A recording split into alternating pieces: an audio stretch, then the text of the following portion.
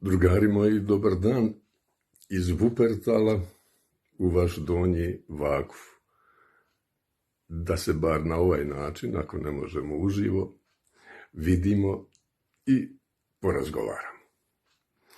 Čujem da je tema vašeg projekta upornost, pa ću vam ja pokazati neke male detalje iz svog života koji bi vam možda mogli pomoći kad budete radili taj projekt, a i kasnije u životu.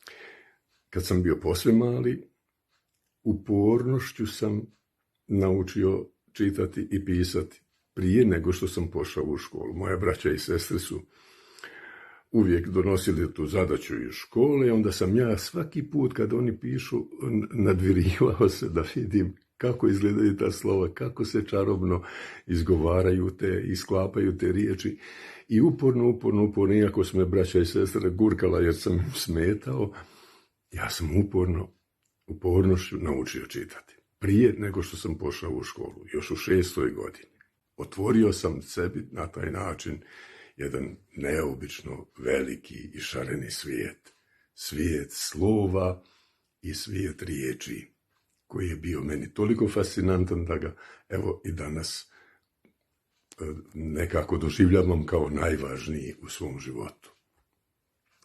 Isto tako interesantna stvar koja mi se dogodila, koju mogu prepričati, a u vezi je sa upornošću, jeste uporno nastojanje da naučim igrati šah.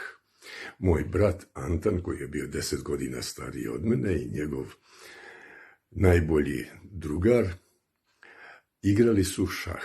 I ja sam bio toliko fasciniran tom igrom da sam morao naučiti. I molio sam brata da me uči. I brat je učio me je, ali kad god pogriješim, on bi me lupio nekom figurisom po čelu. Nije tako, pazi, ovo ide ovako. Pedagogija je u to vrijeme bila takva, na sreću danas nije takva. Dakle, svaki put kad nešto pogriješite, neko vas lupi po glavi. Čvrkne vas, pa ostane čvorgica. Pogotovo ako vas uče starija braća i sestre. Uporno sam nastojao zapamtiti to što mi je brat govorio i naučio sam igrati šah. Naučio toliko dobro da sam za 1,5 godine, 2 pobjeđivao i brata i njegovog drugara, a poslije sam bio i najvažniji član moje školske šahovske ekipe na takmičenjima. I u literaturi ima tih primjera kada upornost na neki način rješava neke situacije. Mnogo je takvih primjera. Najljepši primjer u literaturi je priča Starac i more od Hemingwaya, to pročitajte obavezno, možda još niste došli do toga, ali pročitajte. A i u mojoj najnovijoj knjizi Pustolovine Žirka Nemirka, upornost je u stvari glavna tema. Žirko Nemirko živio je na tom svom hrastu i želio je da pođe u svijet, pošao je i kada je skakao sa te svoje grane hrastove, onda je naišao neki vjetar, puhnuo i odnio mu njegov čarobni šeširić. A šta će Žirko bez tog šeširića? I onda je pošao da ga traži. I cijela bajka je u stvari traganje za tim šeširićem. Prolazio je kroz mnoge opasnosti, mnoge pustolovine, svašta mu se događalo, ali on nije odustajao. I na kraju je pronašao taj svoj šeširić.